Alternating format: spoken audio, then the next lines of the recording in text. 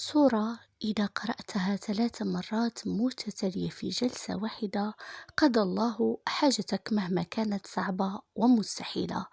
السلام عليكم ومرحبا بكم في قناتكم عالم المساء.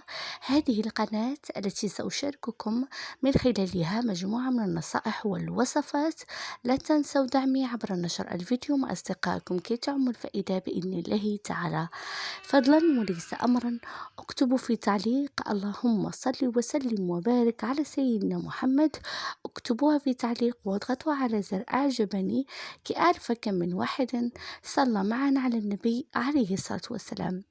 كما ترون في العنوان بإذن الله تعالى اليوم أشارككم هذا المقطع عن سورة الانشقاق، التي إذا قرأها أي شخص لديه حاجة عند الله سبحانه وتعالى، إذا قرأ هذه السورة سورة الانشقاق 3 مرات متتالية في جلسة واحدة بإذن الله تعالى، ونيته كانت هي قضاء الحاجة.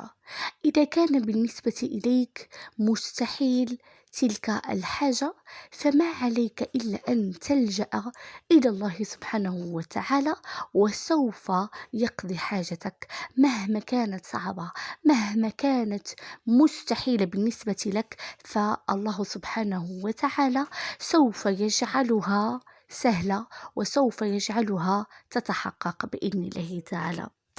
سورة الانشقاق آيتها بإذن الله لن تأخذ منك إلا بضع دقائق في قراءتها، ولكن ثمار آيتها تقضي حوائجك، تقضي حاجتك المستعصية المستحيلة بالنسبة إليك. ولكن لا ننسى أيضا الدعاء وكثرة الاستغفار التي سوف تساعدك أيضا في قضاء حاجتك.